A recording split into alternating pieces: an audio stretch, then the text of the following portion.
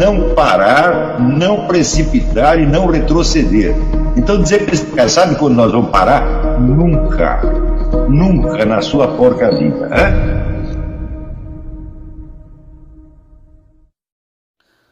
E aí, pessoal do canal, tranquilo? Então vamos lá, apoie o nosso canal, participe da nossa vaquinha, que a gente está aí tentando melhorar o Brasil, sempre apoiando nosso presidente, sempre trazemos aí para vocês vídeos do professor Olavo de Carvalho, com novidades ou alguns vídeos aí antigos, que sempre estão atuais.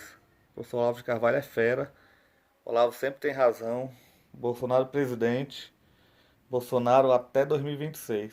Tamo junto aí com Deus, pátria, família e liberdade. Valeu!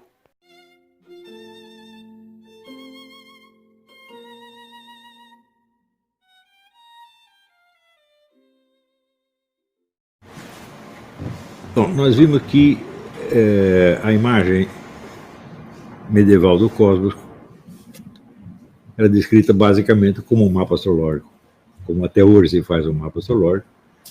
Você tem a cruz de 6 pontas, demarcando um ponto no espaço, que é o ponto da Terra onde você está, marcando ali a linha do horizonte, né? As outras direções, em cima e embaixo, para frente e para trás, e assim por diante.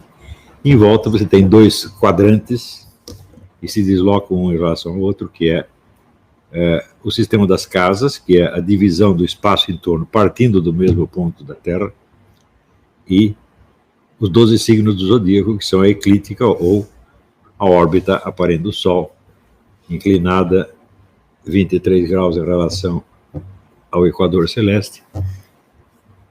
Tudo isso em movimento, e em volta você tem vários planetas, que então só se usavam 7 planetas visíveis, né, chamando o Sol e Lua de planetas também. E para além disso você tem as estrelas fixas, depois das estrelas fixas você tem a esfera dos anjos e por fim o trono do Altíssimo. Então, nesta imagem você tem todos os setores possíveis da vida humana. As casas, as 12 casas se referem a 12 áreas da atuação do ser humano. Em primeiro lugar, a sua presença física, portanto, sua aparência, né? Os seus bens ou recursos, a força de que ele dispõe, os seus meios de comunicação e o meio social imediato, a sua origem familiar e os seus antecedentes, a sua vida mais profunda, a sua esfera lúdica e criativa, o seu trabalho, e assim por diante. Nessas várias áreas que se interpenetravam, então, com os 12 signos do zodíaco, que representam 12, por assim dizer, 12 modalidades diferentes de existência, ou 12 impulsos fundamentais do ser humano, mas que, como nós vimos, também representam 12 locais da Terra, nações, continentes, várias espécies de minerais e plantas, animais, etc, etc. E os planetas aí representando, então, os impulsos e obstáculos que entram em jogo nesta coisa toda, formando um padrão enormemente complexo de relações internas, que se expressam, então, pelos ângulos dos planetas, desde o ângulo zero, que é uma conjunção. Na verdade, a conjunção significa apenas que eles estão na mesma direção quando vistos da Terra. Na verdade, estão muito longitudinalmente, estão muito afastados, mas um está na frente do outro, por assim dizer. E você pode ter uma oposição, você pode ter um trígono, que é um ângulo de 120 graus, um sextil, que é 60 graus. Tudo isso são diferentes relações. O conjunto disso é um maquinário enormemente complexo.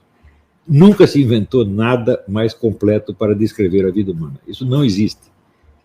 Isso era, ao mesmo tempo, um modelo cosmológico e um modelo de um mapa astrológico singular, que podia ser o mapa de um momento, por exemplo, um momento onde se formula uma pergunta. Hoje em dia ainda se pratica isso. Eu citei o exemplo do astrólogo inglês, o John Frawley, cuja especialidade é responder a perguntas a partir do mapa do momento. E a pergunta pode ser assim, tipo, onde eu esqueci meu celular? Ou onde um criminoso está escondido? Coisa desse tipo, que era a especialidade do Boris Christoff, o criminoso ou a vítima, onde está o sequestrado? Ou pode ser também o mapa de uma vida, a partir do instante do seu nascimento. Isso podia ser, em geral, era a vida de pessoas ilustres, né? Os Zé Manés, naquela época, não consultavam astrólogos, só as pessoas de muitos recursos, né? Reis, papas, cardeais, etc. Então, simplesmente não há outro modelo pelo qual você pode escrever. E todos os outros modelos que aparecem ao longo do tempo são como se fossem extratos deste. São partes ou extratos deste sistema. Ora, a estrutura geral correspondia, vamos dizer, tanto à vida humana individual, quanto à estrutura de qualquer situação possível, quanto, vamos dizer, ao panorama histórico-político de uma determinada época. Tudo isso não quer dizer que haja uma correspondência factual. Né? Uma estrutura ser adequada à descrição de algo não implica que os elementos materiais dessa estrutura, os signos, os planetas, etc., correspondam factualmente a algo que está acontecendo na Terra. Essa é a proposta dos astrólogos, em geral. Se você me perguntar, isso acontece? Eu digo, bom, às vezes sim, às vezes não. Esta pergunta jamais terá uma resposta, porque o número de variáveis aí é absolutamente ilimitado e não é como concorrência. Você vai ter que limitar, e às vezes você encontra alguma correspondência, às vezes não.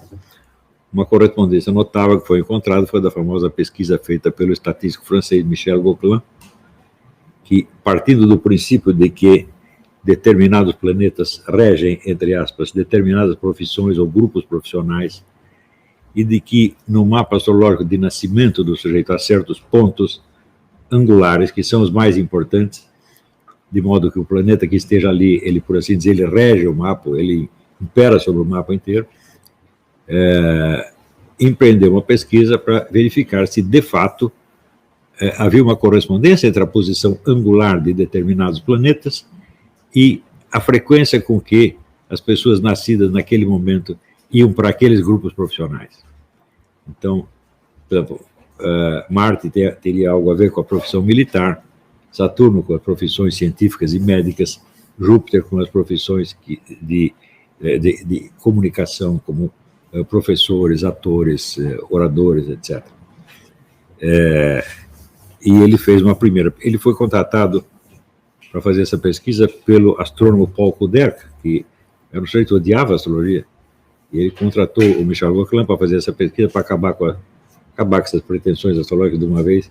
Ele fez uma pesquisa com 50 mil horóscopos e, surpreendentemente, descobriu que havia uma correspondência estatística notável, de tal modo que, calculou ele, para que aquele resultado fosse uma mera coincidência, havia uma possibilidade de 1 para 80 mil. Então, parece que havia mesmo alguma correspondência. Né? Só que as posições angulares dos planetas não eram exatamente onde os astrólogos diziam que estavam, eram um pouco para trás. Né? E depois, como o patrão dele não gostou do resultado, mandou refazer a pesquisa com 500 mil horóscopos, e o resultado foi ainda mais claro. De maneira que essa correspondência dos planetas angulares com os grupos profissionais, ela definitivamente existe. Não temos como negar isso aí. Também não temos explicação para isso. Tá? Porém, isso não quer dizer que todas as posições planetárias tenham uma correspondência factual efetiva, ou que isto seja possível de você verificar estatisticamente. Então, é claro que o debate em torno da astrologia ele vai prosseguir indefinidamente e nunca vai ter uma conclusão. Então, o fato de que algumas posições correspondam não quer dizer que você possa, a partir de um mapa, realmente contar a vida de um sujeito antecipadamente. Não quer dizer de maneira alguma. Além disso, os sistemas preditivos usados em astrologia são milhares e enormemente complicados. Alguns realmente não têm nada a ver com as posições reais dos planetas. Existe um treco que se chama direções primárias, que é um cálculo complicadíssimo, que é puramente hipotético. Ele não se baseia nas posições reais, mas apenas em cálculos a partir dessas posições reais. Existem outros sistemas que são baseados no movimento real dos planetas, chamados trânsitos, quer dizer, você verifica onde estão os planetas no momento em relação às posições deles no mapa originário, e você estabelece ali uma série de relações com maior ou menor sucesso. Eu me lembro que o primeiro impacto disso aí, eu encontrei num livro de um autor chamado Richard Blackmore Vaughan, eu ainda tenho esse livro aí, em que ele analisava o mapa do Richard Nixon. Isso aí, 10 anos antes do Nixon sofrer impeachment, e ele marcava a data exata do impeachment, vamos dizer, é a data onde o presidente iria abandonar a sua vida política e começar uma nova etapa do seu desenvolvimento interior. Essa foi a única chance que sobrou para ele ir para casa e pensar na vida. Mas aquilo, evidentemente, me impressionou muito. Eu vi muitos outros casos de sucesso. Eu mencionei para vocês o Boris Christoff, que era contratado pela polícia para descobrir sequestrados. Também eu vi uma sucessão de fracassos astrológicos absolutamente notáveis. Né? E, por exemplo, um astrólogo que leu o meu mapa e disse assim, a conclusão dele foi: Olavo de Carvalho é inviável. Olavo de Carvalho ia acabar naquele momento mesmo. No entanto, eu estou aqui decorridos 30 anos. E assim por diante. Mas a coincidência entre a estrutura do horóscopo individual e a estrutura da imagem do cosmos medieval nos coloca o problema de por que esta imagem foi abandonada. E ela foi abandonada justamente a partir da descoberta do heliocentrismo. E o heliocentrismo desencadeia, então, segundo a versão histórica oficial, desencadeia uma revolução científica, mudando, por assim dizer, a posição do homem no cosmos. Esse processo nos é relatado, por exemplo, por este livro, Cosmos e Psique, um autor chamado Richard Tarnas, o livro sobre vários aspectos é brilhante. Mas eu vou ler aqui um pedaço dele para vocês entenderem do que se trata.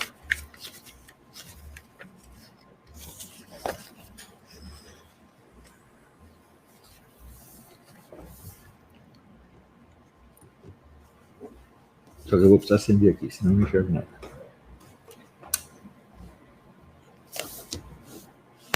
O capítulo chama Aurora de um Novo Universo.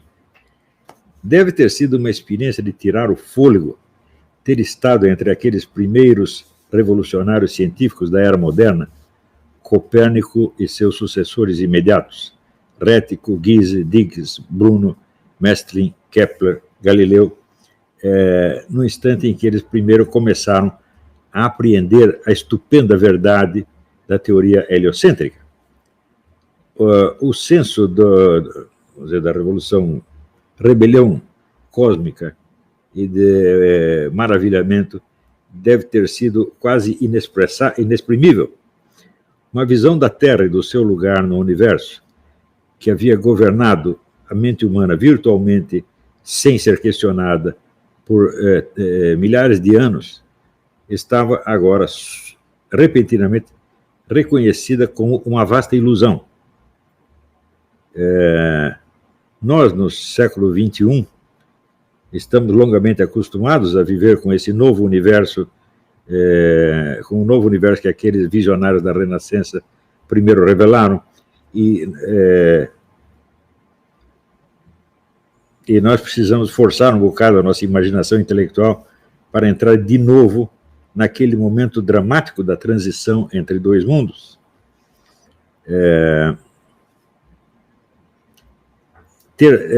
De repente, estar diante do momento da revelação da própria Terra, o mais obviamente estacionário e imóvel, a entidade mais obviamente estacionária e imóvel do cosmos, na qual havia se vivido numa solidez imutável durante toda a sua vida, descobrir que de fato era apenas ela estava se movendo no espaço através dos céus, rodando e circulando em torno do Sol, num universo enormemente expandido, já não como centro fixo absoluto do universo, como se tinha assumido desde o começo da consciência humana, mas antes apenas um planeta errante no céu.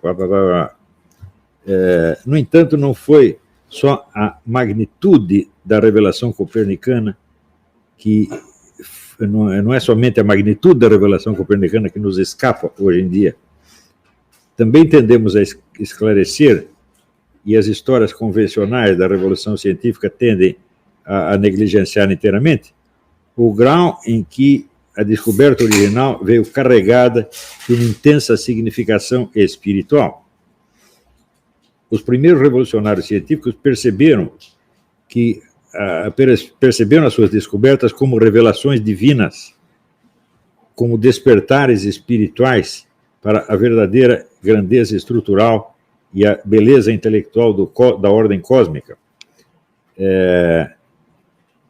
Não foram somente inovações conceptuais abstratas ou descobertas empíricas de interesse puramente teórico.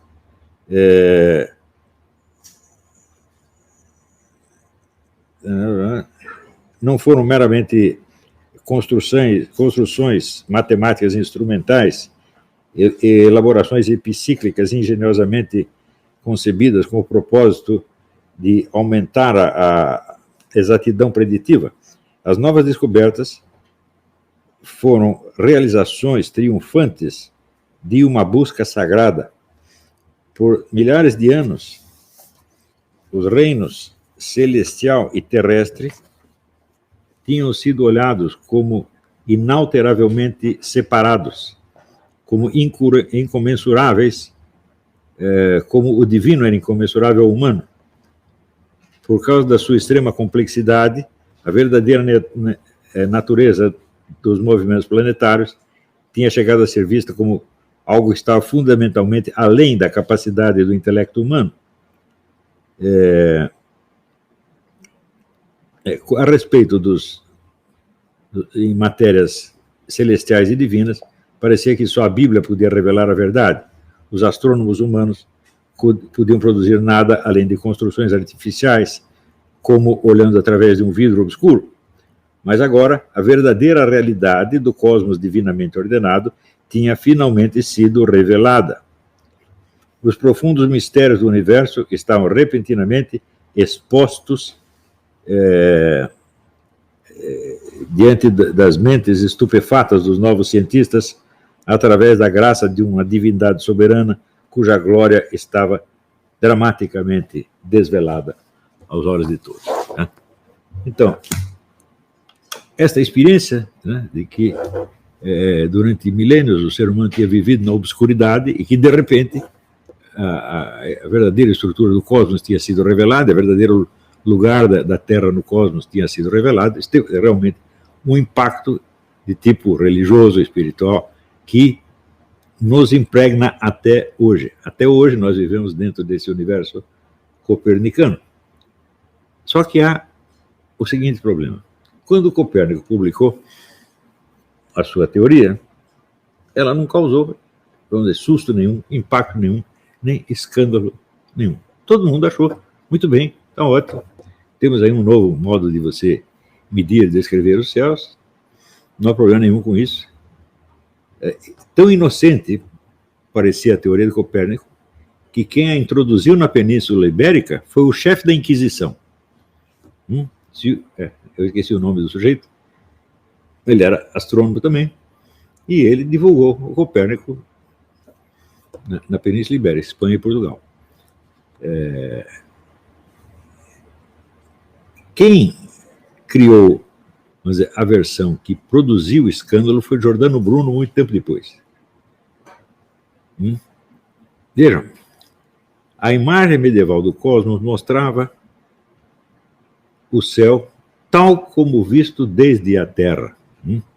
Portanto, tal como visto desde um centro de observação, que era o lugar onde o observador estava, que era a Terra. O sistema copernicano descreve o céu desde que ponto de vista? Quando nós vemos o universo copernicano, o sistema solar, com o Sol no centro, a Terra girando em torno. Eu digo, onde está o observador que enxerga isso? Era um observador celeste totalmente hipotético. Então, este é o primeiro ponto. Ninguém jamais viu o universo copernicano. Todo mundo continua vivendo no bom e velho universo geocêntrico de Ptolomeu. Tanto que esse mesmo sistema geocêntrico é usado até hoje na navegação e nas viagens espaciais. E aí, pessoal, estamos mandando aí caneca para todo o Brasil. Muito obrigado ao pessoal que ajuda o nosso canal e adquirindo as canecas. Também é uma forma da gente interagir. Muito obrigado. Também valeu aí pelas dicas, pelos comentários aí positivos ao nosso canal. Muito obrigado mesmo. Isso aqui é uma forma da gente manter o canal no ar. Tranquilo? Tamo junto aí, galera. Forte abraço. Muito obrigado a todos. Quem quiser é só encomendar. Essa daqui já vai para São Paulo, Rio de Janeiro. Todo o Brasil a gente manda. Valeu, tamo junto. O que a direita não aprende comigo, a esquerda pelo menos tenta aprender.